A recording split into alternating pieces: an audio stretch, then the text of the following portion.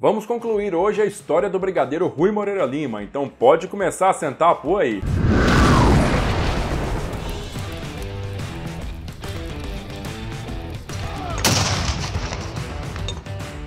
Fica comigo até o final, mas se você for novato, já clica nesse botão aqui e se inscreve na Sala de Guerra. Também dá um joinha pra gente e compartilha esse vídeo com todos os seus amigos para todo mundo ficar feliz. O ano de 1945 começou com um dos mais intensos invernos já registrados na Europa. E o frio que cercava a base aérea de Pisa trouxe consigo um período pesaroso para o primeiro grupo de caça do Brasil. Entre o fim de dezembro de 1944 e o fim de janeiro de 1945, o grupo perderia o tenente Ismael da Mota Paz, derrubado e feito prisioneiro em Isola della Scala. O tenente João Maurício Campos de Medeiros, derrubado e morto ao colidir com fios de alta tensão em Alessandria. O tenente Josino Maia de Assis, derrubado e feito prisioneiro em Piacenza. E o tenente Aurélio Vieira Sampaio, atingido pela antiaérea alemã e morto dentro da cabine do seu P-47 sobre Milão.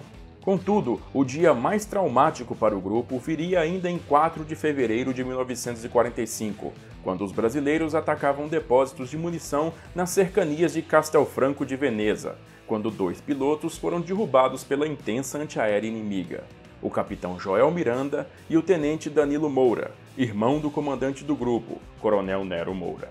Além disso, o major Oswaldo Pamplona e os capitães Fortunato Câmara e Lafayette de Souza também foram afastados da linha de voo por motivos de saúde e estavam com regresso marcado para o Brasil.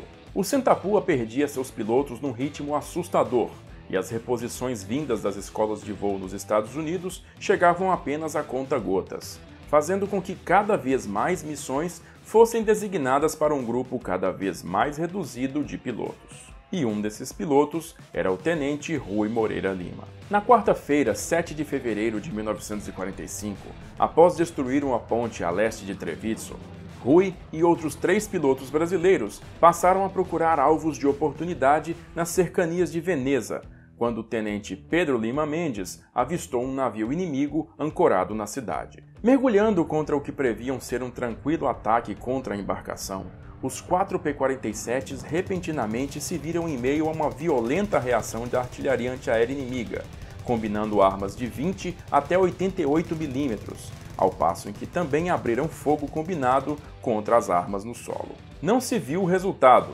afinal, era muito tiro vindo para o nosso lado. Não pensamos 2 vezes, saímos o mais rápido possível. Por milagre não fomos atingidos. Lembramos que no Brasil ainda era carnaval, e nada queríamos com aquele infernal carnaval de Veneza. Ao retornar, Rui encontrou músicos tocando a tarantela no Albergo Netuno e rapidamente teve a ideia de compor uma letra para uma marchinha de carnaval. Esta marchinha se tornaria mais tarde um dos hinos da aviação de caça brasileira, o Carnaval em Veneza. Na segunda quinzena de fevereiro, a Força Expedicionária Brasileira se preparava para tentar mais uma vez conquistar o Monte Castelo, objetivo que desafiava nossas tropas desde novembro de 1944. A razão do fracasso das tentativas anteriores de tomar a elevação era o constante suporte de artilharia que os alemães possuíam nas montanhas ao redor, castigando duramente qualquer força que se aproximasse do local. Sendo assim, o general Mascarenhas de Moraes, comandante da FEB, fez um pedido especial ao comando do 350 para que os Thunderbolts brasileiros atacassem as posições de artilharia alemã no conjunto de montanhas do Monte Castelo, antes do planejado ataque. Vamos esclarecer uma coisa aqui. Pode parecer em primeira análise que a divisão de infantaria brasileira e o grupo de caça brasileiro deveriam trabalhar juntos, visto que estavam combatendo no mesmo teatro de operações, certo? Não, gente, tá errado. Essa cooperação era praticamente impossível porque as 2 unidades respondiam a 2 comandos superiores diferentes. Enquanto a Força Expedicionária respondia ao 5º Exército Americano, o grupo de caça respondia à 12ª Força Aérea Americana. Embora todos fossem aliados lutando por um objetivo comum, as responsabilidades dos 2 comandos eram distintas, e as missões atribuídas às unidades tinham que obedecer a essas responsabilidades, e não à cooperação nacional entre unidades brasileiras. Certinho? O ocorrido é que no dia 20 de fevereiro, um dia antes do ataque da FEB a Monte Castelo, Rui Moreira Lima decolou como líder de elemento da esquadrilha do capitão Roberto Pessoa Ramos. Aquela foi uma das primeiras missões de apoio aproximado do primeiro grupo de caça, que estava acostumado a atuar apenas profundamente atrás das linhas inimigas. Tomando muito cuidado para notar as posições brasileiras no terreno, Pessoa Ramos liderou um preciso ataque contra os pontos de artilharia alemã nas montanhas, destruindo diversas peças. A destruição daquelas peças é reconhecida por ter diminuído a capacidade de reação alemã durante o ataque da FEB no dia seguinte, que finalmente viu as cores nacionais marcando o topo do Monte Castelo. No retorno a Pisa, os pilotos brasileiros foram chamados ao setor de operações, onde o próprio general Mascarenhas aguardava no telefone para dar-lhes os parabéns pela bem-sucedida missão. Naquele meio tempo, completamente isolado de qualquer comunicação com o grupo de caça, o tenente Danilo Moura realizava uma jornada pessoal pelo norte da Itália para evitar sua captura pelos alemães, ao mesmo tempo em que tentava chegar às linhas americanas. Derrubado a oeste de Verona em 4 de fevereiro, ele já havia percorrido mais de 300 quilômetros a pé, chegando a Montefiorino no dia 24 daquele mês. Lá, foi auxiliado por guerrilheiros italianos na travessia dos Apeninos, atingindo a cidade de Barga, já ocupada pelos americanos, no dia 1º de março. De lá, Danilo foi levado pelos americanos para Florença, de onde, na noite do dia 4, telefonou para o irmão em Pisa, que imediatamente foi buscá-lo. No clube dos oficiais, Danilo Moura, que havia perdido 21 quilos na jornada e apresentava visível esgotamento no rosto, recebeu uma emocionante acolhida por seus colegas, que estavam ansiosos por escutar o seu relato. Os pilotos se impressionaram com os detalhes da incrível fuga do brasileiro que havia escapado diversas vezes dos alemães e voltado em segurança ao seu lar, um feito épico em todos os sentidos. Pois é, com a chegada do Danilo a Pisa, chegou também a Real Ópera de Roma. Todas as noites comparecíamos ao Teatro Thunderbolt, nova denominação do Teatro Municipale de Pisa, em homenagem ao P-47. Como o ambiente era de ópera, resolvemos elaborar uma em homenagem ao seu regresso. Rui e outros 4 pilotos colocaram novas letras em diversos atos de ópera, compondo uma epopeia musical da fuga de Danilo Moura. A ópera foi encenada pela primeira vez poucos dias depois, para deleite geral da audiência, com Rui Moreira Lima interpretando a figura do protagonista. Hoje a ópera do Danilo entrou para o folclore da FAB, sendo encenada anualmente no dia 20 de abril pelo efetivo do primeiro grupo de caça no auditório da Base Aérea de Santa Cruz. E se você quiser ver uma encenação completa da ópera do Danilo com direito a comentários do Brigadeiro Rui, é só ver esse vídeo aqui. Se a emoção do retorno surpresa de Danilo Moura não fosse o suficiente, naquela mesma semana, no dia 11 de março, Rui Moreira Lima viveria o que talvez foi o dia mais vibrante de toda a sua vida. Naquele dia, 8 Thunderbolts decolaram para atacar a ponte ferroviária de Casarsa, ao norte de Veneza, alvo reconhecido como um dos mais bem protegidos por artilharia antiaérea em toda a Itália. Ao aproximar-se do alvo, Rui observou nas proximidades uma bateria de flak 88mm e avisou seu comandante de esquadrilha, o capitão Lagares, que iria atacá-la antes de prosseguir para a ponte. Ao mergulhar sobre os flaks com as 8 metralhadoras cuspindo fogo, Rui recebeu uma densa reação das armas em solo, que encheram de pontos pretos o céu ao seu redor. Concentrado em eliminar os 88mm, ele permaneceu rígido no mergulho, quando de repente seu motor foi atingido em cheio, explodindo 2 cilindros e gerando uma forte labareda que lhe bloqueou a visão. Mesmo com sério dano, Rui somente saiu do mergulho após eliminar o último artilheiro alemão, e com o poderoso em chamas, rumou em direção à ponte. Os 7 pilotos brasileiros já haviam mergulhado e lançado suas bombas nas proximidades da ponte, sem, no entanto, derrubá-la. Com o avião em chamas e a baixa altitude, Rui Moreira Lima não poderia mais realizar um mergulho para atacar o alvo e decidiu fazer um bombardeio planado. Foi quando ele percebeu que no meio da ponte estava uma composição ferroviária carregada de munição. Mal enxergando através das labaredas, Rui calculou a distância e lançou suas 2 bombas de 250 quilos, acertando em cheio a ponte, que explodiu furiosamente juntamente com um trem de munições. Seu P-47 recebeu 28 impactos de estilhaços, sendo o maior deles do tamanho de uma bola de futebol. Por sua abnegada determinação em destruir o objetivo, o tenente Rui Moreira Lima foi condecorado com a Distinguished Flying Cross pelos Estados Unidos da América. Contudo, sua situação não era nada confortável e Rui foi conduzido por Lagares até o Mar Adriático, onde poderia saltar com maior segurança e aguardar o resgate. Em cima do mar, ele desistiu da ideia, tentando primeiro apagar as chamas do motor. Rui subiu e desligou o motor, fazendo em seguida um íngreme mergulho, que finalmente apagou as labaredas no motor do seu caça. O problema agora era o vasto vazamento de óleo, que pintou seu para-brisa de preto. Lagares, que seguia ao seu lado, sendo seus olhos naquele momento, guiou-o até a base aérea de Forli, que havia recentemente sido capturada dos alemães pelos ingleses, e que agora sediava uma unidade polonesa da Royal Air Force. Ao aproximar-se da pista, Rui abriu o canopy e colocou a cabeça para fora para tentar enxergar, somente para ter seus óculos enegrecidos pelo óleo. Numa segunda tentativa, ele tirou os óculos e olhou novamente, desta vez tomando um respingo de óleo quente diretamente no olho esquerdo. Já sem a visão de um olho, ele decidiu apenas escutar as indicações de Lagares e realizou um pouso de barriga na pista de Forli, contorcendo as pás da hélice e deslizando até quase o fim da extensão. Temendo uma explosão da aeronave, Rui afastou-se do Thunderbolt e sentou-se no chão, ainda em choque. Foi quando um oficial da RAF, que acompanhara toda a cena dramática, aproximou-se e perguntou-lhe em português: "Você é brasileiro?" Como não imaginava que àquela altura dos acontecimentos fosse encontrar um inglês na RAF falando português, dei uma de inteligente e respondi: "Yes!" "Yes coisa nenhuma, seu filho da p... Como vai a mulherada em Copacabana?